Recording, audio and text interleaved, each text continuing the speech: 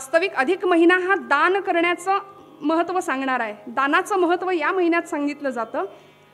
पण आज कीर्तन महोत्सवाचा शेवट आपण काहीतरी मागून करणार आहोत.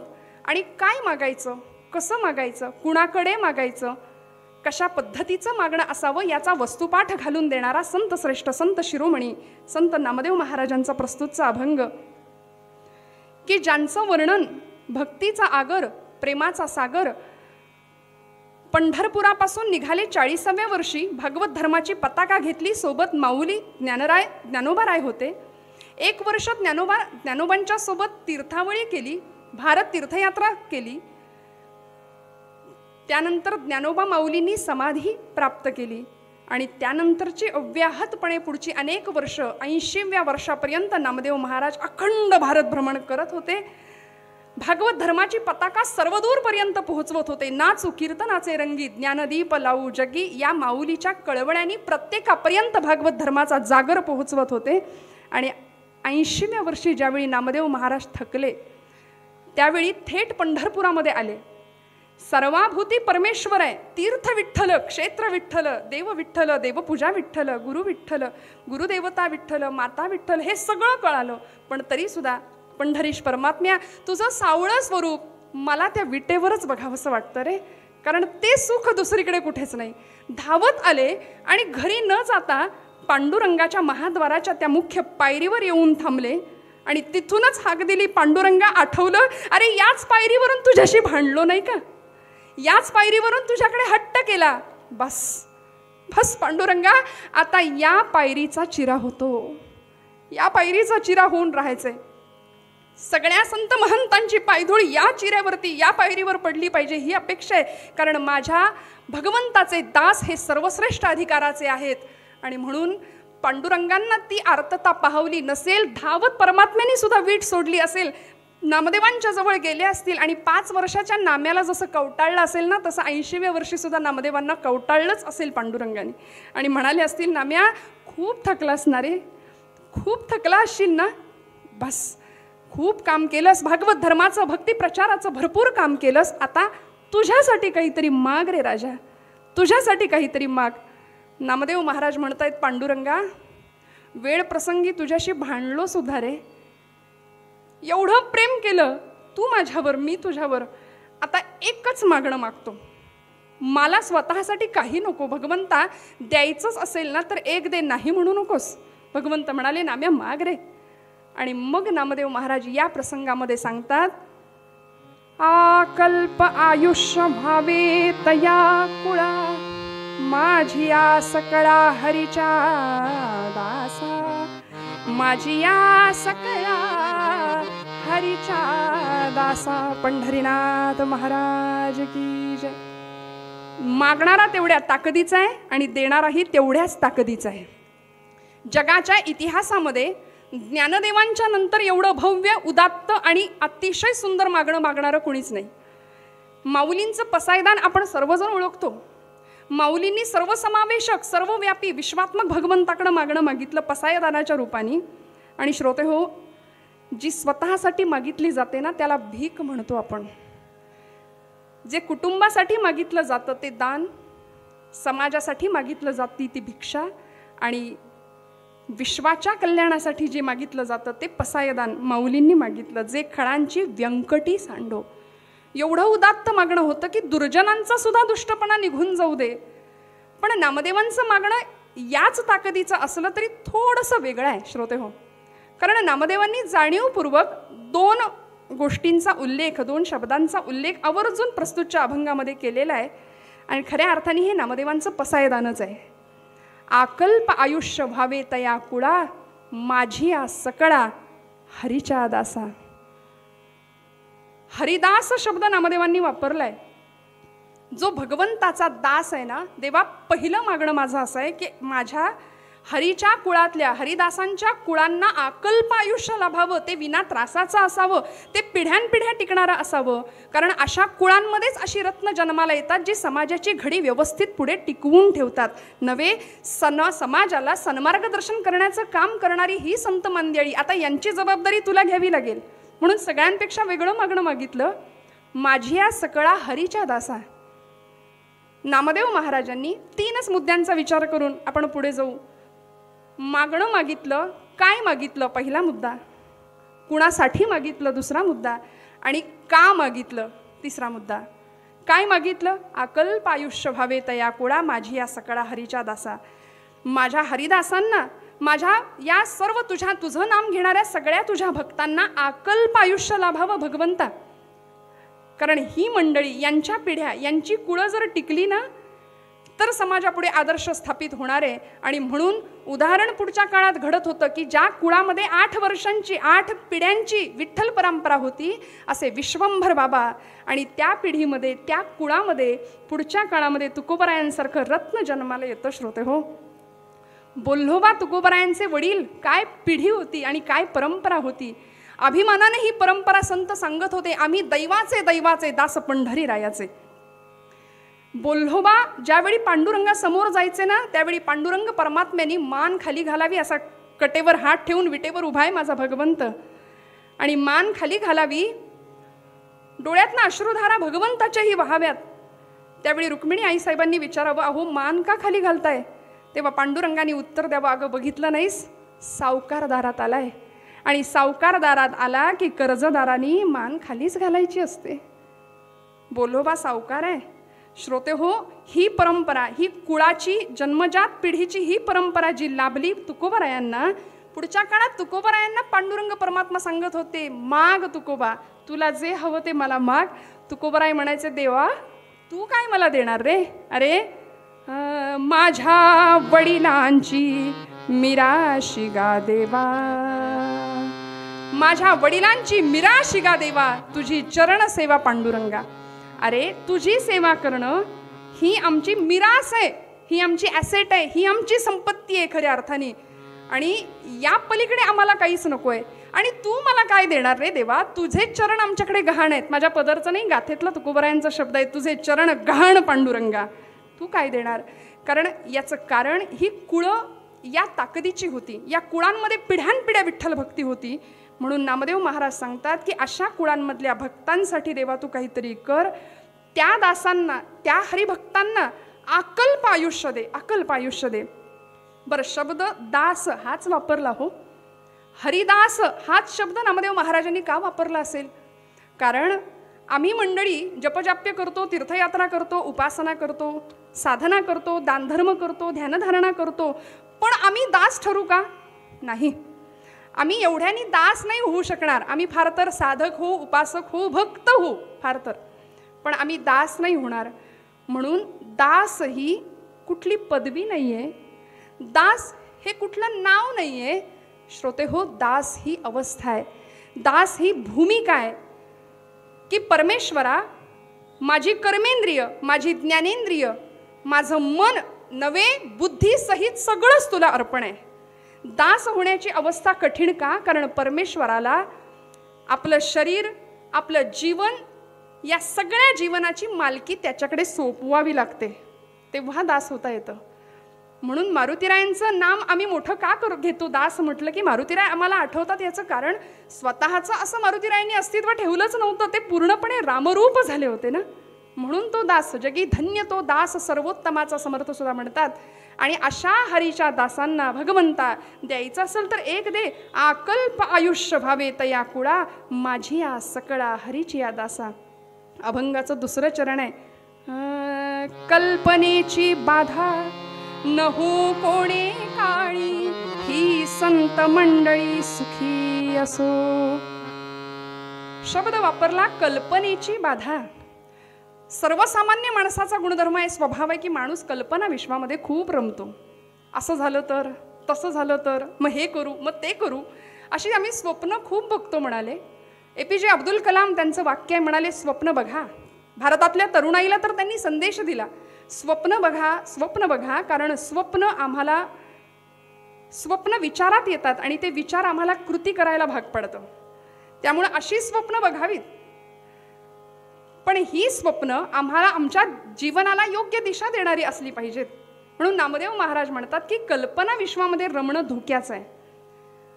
याच अर्थाने मनामध्ये संशय असता कामा नये, कारण गीतेमध्ये गोपालकृष्ण सांगतात, संशयात्मा संशयात्मा विनश्यती. तो स्वतःही सुखी होत नाही आणि जगालाही सुख लागू देत नाही. मी आणि माझं ही जी बाधा आम्हाला जडली आहे, संशय पिशाच्याचा संसर्ग आम्हाला लागलाय ना, तो नामदेव महाराज म्हणतात तो हरीच्या भक्तांना, तो संतांना, तो विष्णू भक्तांना लागता कामा नये. तो संसर्ग विष्णूच्या भक्तांना लागू देऊ नको देवा. तो संपर्क तुझ्या भक्तांना लागू देऊ नको. इतकी तुला काळजी घ्यावी लागेल. कल्पनेची बाधा न हो कोणे काळी, ही संत मंडळी सुखी असो. आणि म्हणून वरदान मागितलं, देवा सर्व सुख दे, सगळ्या संतांना सुखात ठेव. वास्तविक सुखाची संकल्पना संतांची आणि आमची यामध्ये खूप फरक आहे बरं. आमचं सुख आमच्या सुखापुरतं असतं. घरामध्ये वस्तू वस्तू वस्तू वस्तू इतक्या वस्तू झाल्यात की माणूसच एक वस्तू होऊन गेलाय. माणसातला माणूस आम्हाला दिसेना, दगडातला आणि पाषाणातला देव कुठून दिसणार, ही परिस्थिती भयानक आत्ताची होऊन बसली आहे. म्हणून श्रोते हो, नामदेवांना हा अंदाज आहे की ही जर हरीची कुळं, हे हरिदास, हे विष्णू भक्त, हे विष्णुदास, हे संत, या लोकांना जर कल्पनेची बाधा झाली तर केवळ त्यांचंच नाही, अवघ्या समाजाचं नुकसान आहे. कारण शेषाने पृथ्वी जर डोक्यावर घेतली असेल तर संतांच्यामुळे ती पृथ्वी स्थिर आहे असं मी म्हणेन. संतांच्यामुळे समाज स्थिर आहे असं मी म्हणेन. समाजाला सन्मार्गदर्शन, पथप्रदर्शन करण्याचं काम करणारे संत, या संतांना सुखात ठेवलं पाहिजे. आणि ते सुख कुठलं आहे हो? सर्व सुखाचे आगर बाप रखुमा देवी वारा, सर्व सुखाचे आगर बाप रखुमा देवी वारा, सर्व सुखाचे आगर बाप रखुमा देवी वारा.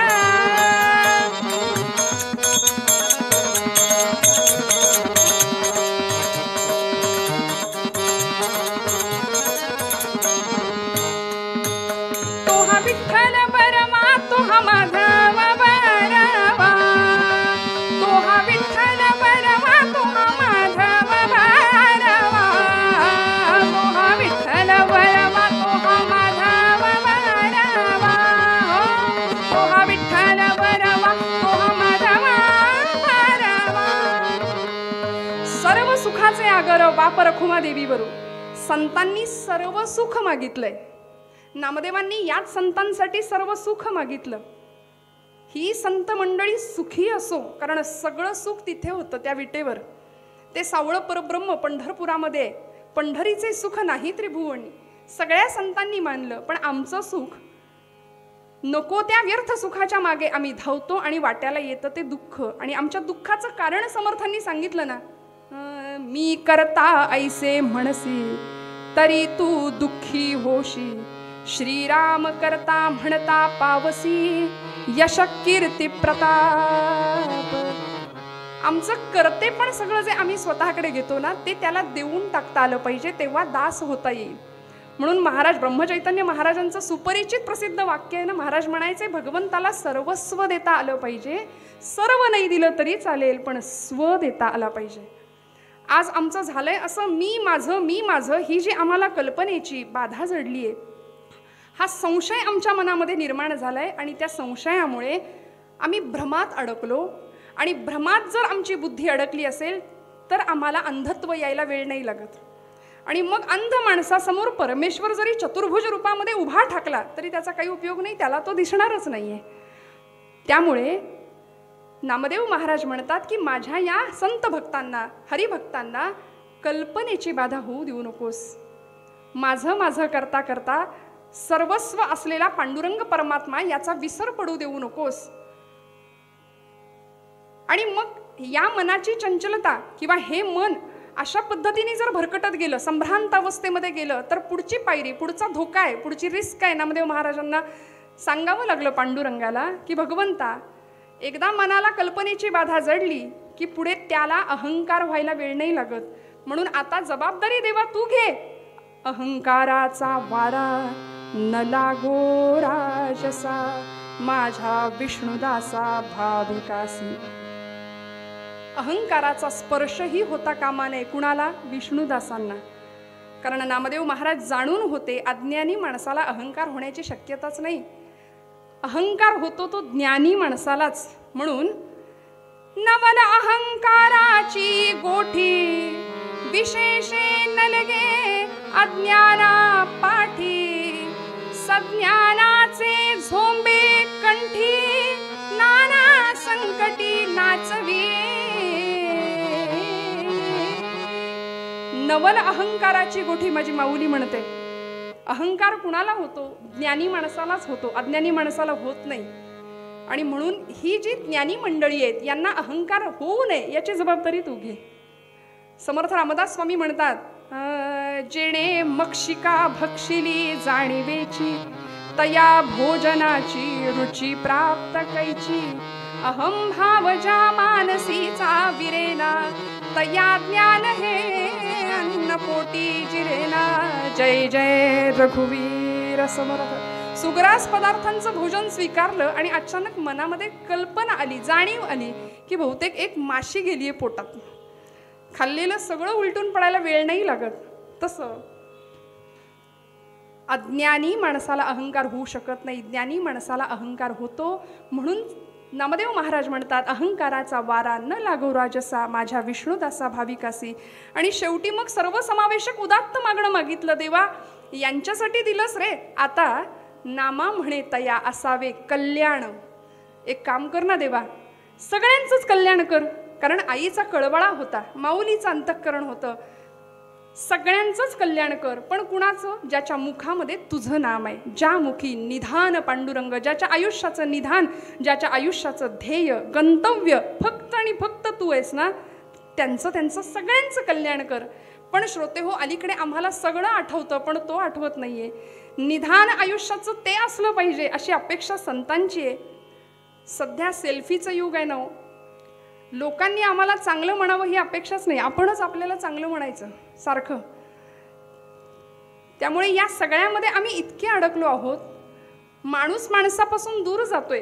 कोरोनाच्या आपत्तीमुळे तर अजूनच ते अंतर वाढलं, भावनिक वाढलं, शारीरिक वाढलं, मानसिक वाढलं.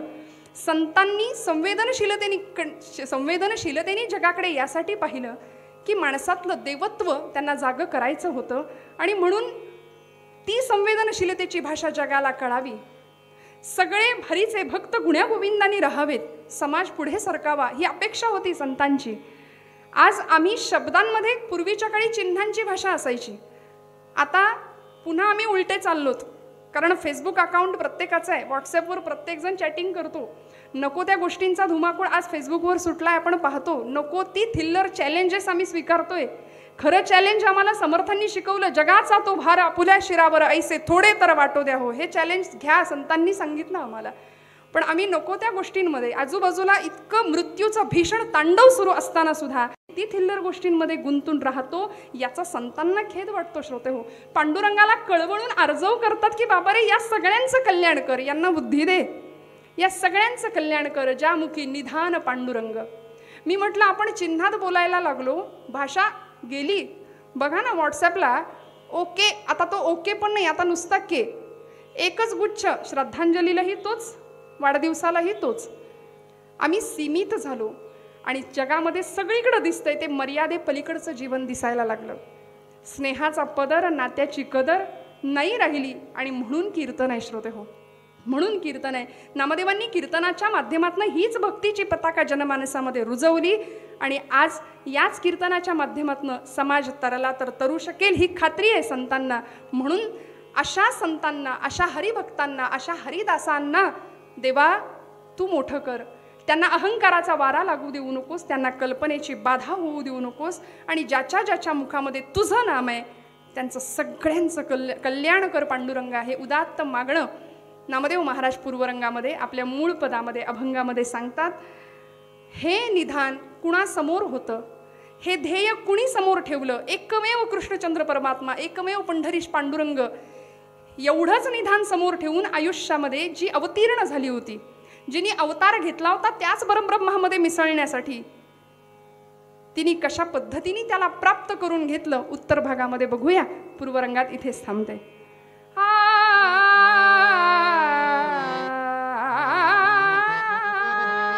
आकल्प आयुष्य व्हावे तया कुळा, आकल्प आयुष्य व्हावे तया कुळा, आकल्प आयुष्य व्हावे तया कुळा.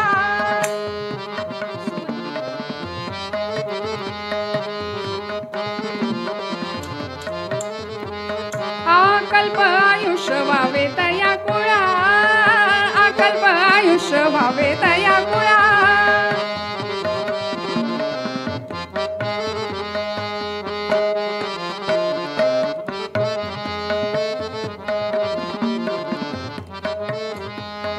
अकल्प आयुष्य व्हावे तया कुळा, अकल्प आयुष्य व्हावे तया कुळा, अकल्प आयुष्य व्हावे तया कुळा.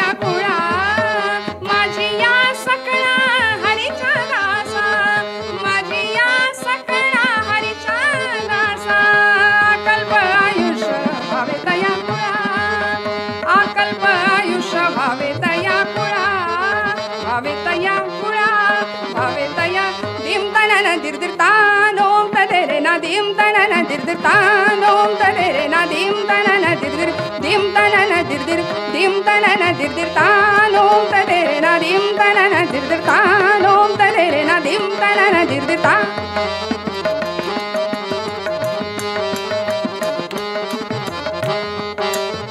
dim tanana dirdir tanom tadere na tana dere na dim na dira dira na dirdir tun dirdir dirdir ta dim tanana dim tanana dirdir ta nom tadere na dim tanana dirdir ta nom tadere na dim tanana dirdir na dirdir dir tanana na tun dirdir dir tanana na dirdir dir tanana na tun dirdir dir tanana na.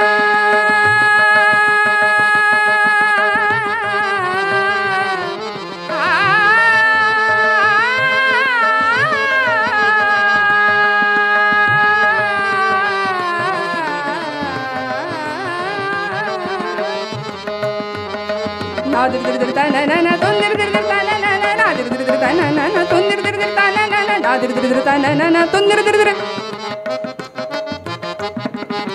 nadir dir dir tanana na tundir dir dir tanana na tadim dim tanana tadim dim tanana tadim dim tanana tadim dim tanana tadim dim tanana tadim dim tanana dha kita tak dhum kita tita kata gadi gana dha dha tita kata gadi gana dha dha tita kata gadi gana dha dim tanana dir dir ta dim tanana dir dir ta nom tadere na dim tanana dir dir dim tanana dir dir dim tanana dir dir ta.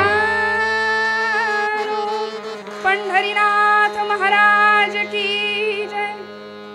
इतक्या सुंदर चाललेल्या रसाळ कीर्तनामध्ये 1-2 मिनिटाचा हा अडसर. मंडळी, गेले 6 दिवस जी कीर्तनं चालू आहेत त्या कीर्तनामध्ये मध्यंतरामध्ये आपण अधिकस्य अधिकम फलम या न्यायाने या अधिक महिन्यामध्ये जी जी काही दानाची महती सांगितलेली आहे ती वेगवेगळ्या रूपाने ऐकतो आहोत.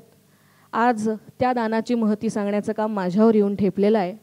खरोखर आहे, शास्त्रकार सांगतात ते काही चूक नाही. शतेषु जायते शूरः सहस्त्रेषु च पंडिता वक्ता दशसहस्त्रेषु दाता भवती वानवा. दात्याची वानवा असते या जगामध्ये. सगळं काही करता येतं, पण एखादी गोष्ट निरपेक्ष वृत्तीनं पुढे एखाद्या व्रतासारखी चालवणं आणि ती समोरच्यालाही देत राहणं याच्या इतकं पुण्य नाही. आणि म्हणूनच आजच्या कीर्तनकाराचं हे मध्यंतर, या कीर्तनाचं मध्यंतर साधून आपण अशा 2 व्यक्तींचा, 2 क्षेत्रातल्या व्यक्तींचा सत्कार करणार आहोत. त्यातली एक व्यक्ती आयुष्यभर निरपेक्षपणाने विद्यादान करणारी अशी आहे, आणि दुसरी व्यक्ती सगळ्यात महत्त्वाचं पूर्ण ब्रह्म मानलं जाणारं असं अन्न, अशा अन्नदानाचं महत्त्व आणि महात्म्य जाणणारी आहे. क्षणभराची तृष्णा भागवण्यासाठी आपल्याला या पोटामध्ये 2 घास घालावे लागतात, पण आयुष्यभराची तृष्णा भागवायची असेल तर विद्या म्हणजेच ज्ञान हे मिळवावं लागतं.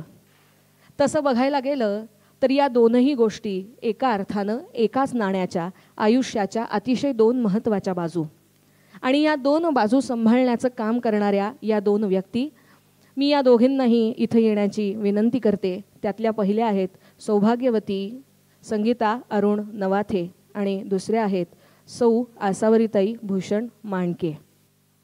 एक क्षणभरातच या दोन्ही स्त्री शक्तीचा थोडक्यात परिचय आपल्याला करून देते. सर्वात प्रथम संगीताताईंचा परिचय. घरामध्ये कीर्तनाची परंपरा. वडील शंकरराव निमोणकर हे कीर्तनकार आणि आपल्या वडिलांना गेली 20 वर्ष ताईंनी कीर्तनामध्ये संवादिनीची साथ केलेली आहे.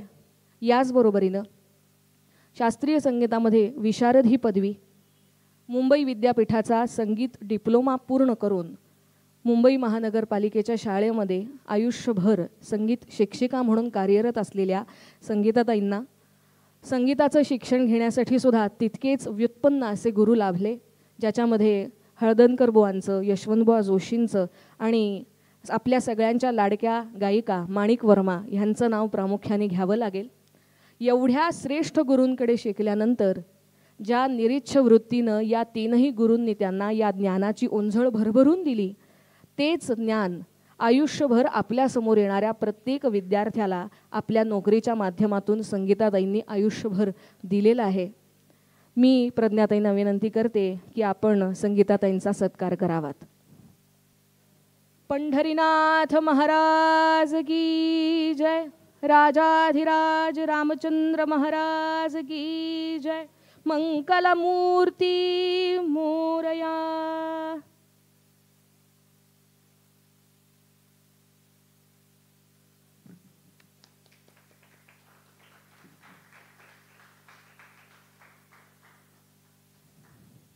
शाल, श्रीफळ आणि अल्पशी भेटवस्तू असं या सत्काराचं स्वरूप आहे. खरं तर आयुष्यभर निरपेक्षपणानं केलेल्या कर्मानंतर किंवा या कामानंतर ही भेट खरं तर अगदीच फुलाच्या पाकळी इतकीही नाही, पण आपल्याबद्दल केलेली, आपल्याबद्दल आपल्या पायाशी रुजू केलेली ही कृतज्ञता म्हणून आपण याचा स्वीकार करावा. यानंतर पुढच्या सत्कारार्थी आहेत सौ आसावरीताई मांडके. मी मगाशीच तुम्हाला म्हटलं की आयुष्यभराची तृष्णा भागवायला ज्ञान आवश्यक असतंच, पण त्याबरोबरीनंच क्षणभराची तृष्णा भागवत ज्ञान मिळवण्यासाठी हा देह धडधाकट असायला हवा. याकरता ही पोटाची खळगी भरायला 2 घास जे सुग्रास असतील, सद्भावनेनं मिळालेले असतील तरच ते अंगी लागतात. आणि हे अन्नदानाचं काम, हे कर्म करत आहेत गेली कित्येक वर्ष आपल्या भाच्याच्या बरोबरीने, म्हणजेच प्रद्युम्न पेशवे यांच्या सहकार्याने सौ आसावरीताई मांडके. याकरता मी त्यांचा सत्कार करण्याची विनंती प्रज्ञाताईंना करते. गोपाल कृष्ण महाराज की जय. देवर्षी नारद महाराज की जय. जय जय रघुवीर समर्थ. दोन्ही सत्कारार्थींचे मनापासून धन्यवाद. आता आपण कीर्तनाच्या पुढच्या कार्यक्रमाकडे वळूया. उत्तरंग सांगण्यासाठी मी रोहिणीताईंना विनंती करते. धन्यवाद. कथेच्या नियमानुसार 2 क्षण भजन करूया आणि मग कथाभाग. श्रीराम जय राम जय जय राम. श्रीराम जय राम जय जय राम. श्रीराम जय राम जय जय राम. बोला. श्रीराम जय राम जय जय राम. श्रीराम जय राम जय जय राम.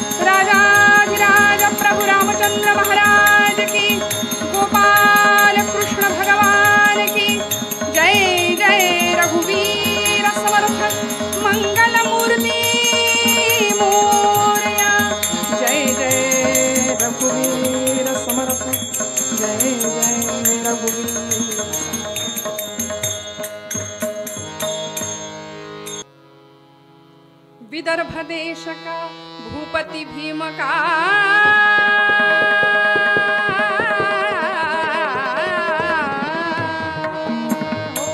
विदर्भ देश का भूपति भीम का विदर्भ देश का भूपति भीम का जैसा पुरंदर सुरमो जैसा पुरंदर सुरमो जैसा पुरंदर सुरमो भाग्यवंत बहु पुण्यशील नृप भाग्यवंत बहु पुण्यशील नृप भाग्यवंत बहु पुण्यशील नृप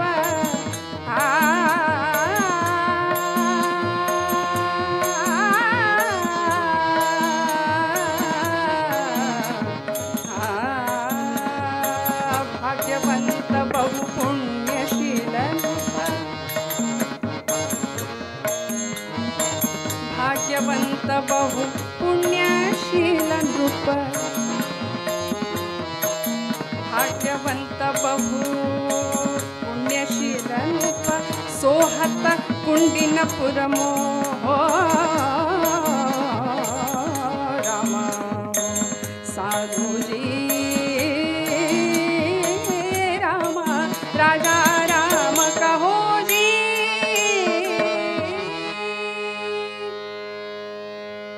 विदर्भ प्रदेश, विदर्भ देशाचा राजा राजा भीष्मक, सध्याचा वऱ्हाड प्रांत किंवा विदर्भ प्रांत आपण म्हणतो, आणि त्यामधलं अमरावती शहर पूर्वीचं कुंडिनपूर, आणि या विदर्भ प्रांताचा हा राजा भीष्मक प्रजेवरती पुत्रवत प्रेम, प्रजाहित दक्ष, अतिशय उदार उदात्त विनयशील स्वभावाचा सदाचरणी, त्यामुळे प्रजेमध्ये कुणीही दुःखी नाही, सर्वांच्या चेहऱ्यावर आनंद आहे. पण चिंतेत होता तो स्वतः राजा, चिंताग्रस्त होता राजा भीष्मक आणि त्याची पत्नी शुद्धमती. दोघंही चिंतेत आहे आणि कारणही तसंच होतं हो. राजा असो किंवा एखादा सर्वसामान्य माणूस असो, गरीब माणूस असो, तो चिंतेत पडतो. त्याला एक सामान्य समान कारण आहे, ते म्हणजे पोटी कन्यारत्न असेल आणि ती कन्या गुणी असेल, सुशील असेल, सुंदर असेल, रूपवान असेल, तर पित्याच्या हृदयाला, काळजाला काळजीची कात्री लागते, असं मोरोपंतांची आर्य आहे. उपवर कन्या होता, उपवर कन्या होता, पितयाच्या काळजास कातरते. कातर सासर सागर जाय कशी पार, हेची कातरते. त्या सासररूपी सागरामधले जे काही प्राणी आहेत, म्हणजे माणसंच ती, पण प्राण्यासारखं कधी कधी वर्तन करतात. मग म्हणाले त्या सासररूपी सागरामध्ये कशी काय ही तरुण जाईल. उपवर कन्या होता, पितयाच्या काळजास कातरते. काळजीची कात्री लागली. आणि खरं आहे श्रोते हो, पिता आणि मुलगी हे नातंच इतकं अलौकिक आहे ना. परमेश्वराने काय निर्माण केलंय हो. मी नेहमी सांगते, मुलगी ही पित्याच्या मर्मबंधातली ठेव असते. तिथे फक्त समर्पण आहे. मुलगा म्हटलं की थोडंसं देणं घेणं, देवाणघेवाण होते, पण मुलगी म्हटलं की फक्त समर्पण आहे, फक्त त्याग आहे. कारण कुठलीही मुलगी कितीही जरी वय झालं तरी सुद्धा कन्यादान करताना लग्न मांडवामध्ये, विवाह मंडपामध्ये ढसढसा रडलेला बाप कधीच विसरू शकत नाही, कधीच विसरू शकत नाही. आणि असा हा भीष्मक राजा, सगळं काही सुंदर होतं, पण तरी सुद्धा चिंता होती की माझ्या रुक्मिणीचं कसं होईल. इतकी सुंदर आहे, रूपवान आहे, गुणवान आहे, तर तिला कसा वर मिळेल, या चिंतेमध्ये असलेला भीष्मक राजा. 5 मुलं आहेत, वर्णन केलं. रुक्म्यग्रजो रुक्मरथो रुक्मबाहुरनंतरः रुक्मकेशी रुक्ममाली रुक्मिण्येषा स्वसा सती. 5 भावांच्या पाठीवर ही जन्माला आलेली साक्षात अंबा, साक्षात लक्ष्मी, त्या परब्रह्माचीच माया पुन्हा एकदा त्या ब्रह्माला प्राप्त करून घेण्यासाठी जन्माला आलेली. जन्म झाला. या 5 भावांमधले जे कनिष्ठ भाऊ होते ते अत्यंत सदाचारी होते, नम्र होते, विनयशील होते, पण ज्येष्ठ होता तो युवराज होता हो. त्यामुळे सत्ता हातात आली, युवराज पदाची खुर्ची होती, त्यामुळे थोडासा अहंकारी आणि याहीपेक्षा आई वडील कितीही संस्कारी असले, कितीही संस्कार प्रदान करणारे असले तरी सुद्धा मूल घरातून बाहेर पडल्यानंतर आजूबाजूला कुठली चौकडी आहे त्यामध्ये सुद्धा प्रकार असतात. आपल्याकडे त्या चौकडीला नाव आहे प्रसिद्ध. बरं, या रुक्मीला जे मित्र भेटले होते, तो मगध सम्राट जरासंध, चेदी नरेश, शिशुपाल, पौंड्रक, शाल्ब, हे सगळे त्याचे मित्र, वक्रदंत, हे जर सगळे मित्र असतील तर सुधारण्याची शक्यताच नव्हती. आणि अशा वेळी हा रुक्मी अत्यंत गर्विष्ठ, पित्याची आज्ञा कधीच पालन न करणारा, आणि या 5 भावांमधली ही सगळ्यात धाकटी मुलगी म्हणजे रुक्मिणी कोण होती, कशी होती हो? कवी वर्णन करतात, विदर्भ नृपनंदिनी सगुण सुंदरी भीमकी, रती ही तुलता तिच्या पदन खास वाटे फिकी, धरुनी अवतार ये परम मंगला श्रीरमा, विवाह परिसातीचा सकल घालवी जो श्रवा. पंढरीनाथ महाराज की. म्हणाले, रुक्मिणी स्वयंवर या विवाहाचं किंवा या आख्यानाचं श्रवण जरी केलं तरी आमचे सगळे श्रम निघून जातात. म्हणून आजचं हे मागणीपर कीर्तन आणि त्याच अनुषंगाने स्वयंवर आख्यान घेण्याचा मानस केला. नाथांनी सुद्धा रुक्मिणी स्वयंवराचीच रचना केली याच कारणासाठी की आमचे सगळे श्रम, सगळे ताप, दुःख नाहीशी व्हावीत. आणि अशी ही रुक्मिणी उपवर झालेली आहे. नवस केलाय जगदंबेकडं की आई जगदंबे, तू सुद्धा तपश्चर्येच्या जोरावरती इच्छित वर पाहून घेतलास, तसं तुझ्या आशीर्वादाने या जन्मात मला हवा तोच पती, कोण जो योगियांना सुद्धा दुर्लभ आहे, थोर मोठाले ऋषी महंत संत मुनी ज्याला मिळवण्यासाठी तपश्चर्या करतात, तो मला प्राप्त व्हावा. हा नवस केला.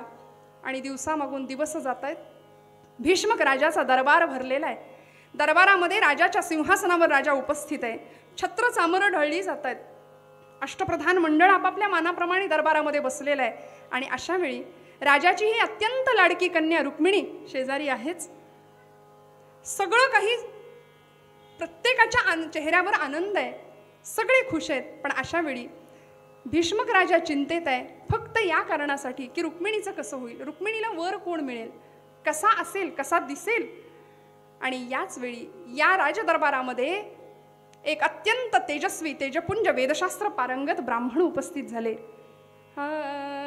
कीर्तिनामा द्विजराज सभे आला, कीर्तिनामा द्विजराज सभे आला, कीर्तिनामा द्विजराज सभे आला.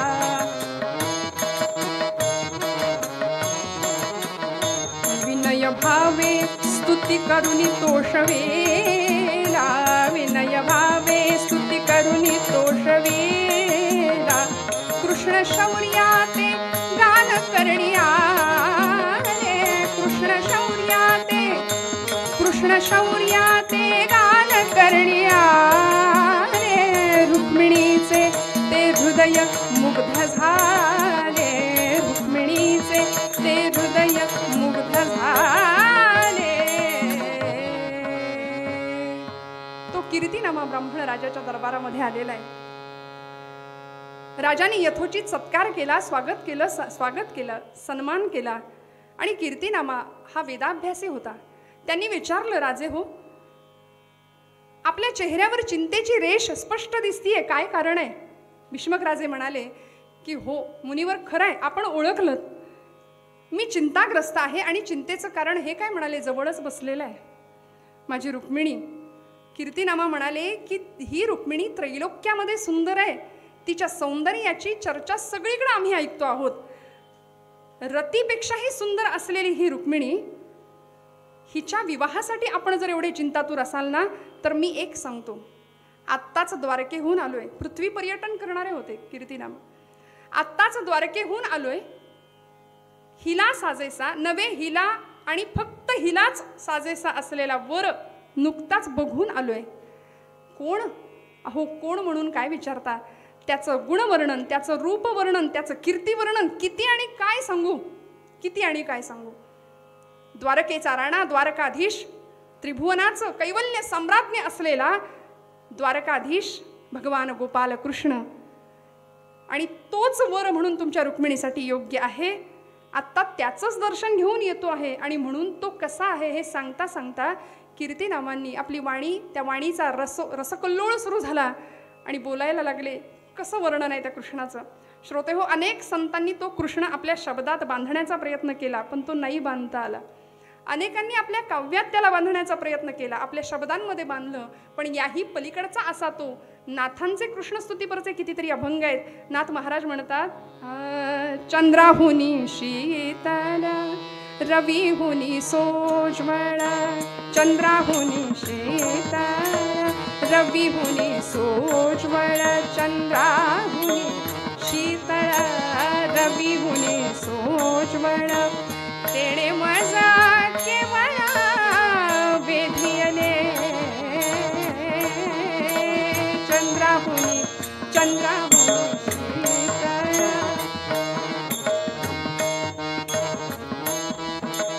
सावळा देखियला नंदाचा नंदन, राजस सुकुमार मदनाचा पुतळा. किती किती वर्णन करावं संतांनी. आमच्या कराडचे विठोबांना दफ्तरदार नारदीय कीर्तनाला कटाव नावाचं वृत्त ज्यांनी दिलं, वर्णन केलं, काय भगवंत आहे. श्रवणी मनोहर मकर कुंडले, फुल्लगल्ल कर्णात दीर्घ सुप्रसन्न लोचन, इंदु बदन तिल पुष्प नासिका, कुंदरदन हनु अधर बिंबगत, हास्य मंद मंद, हास्य मंद मंद, हरिहा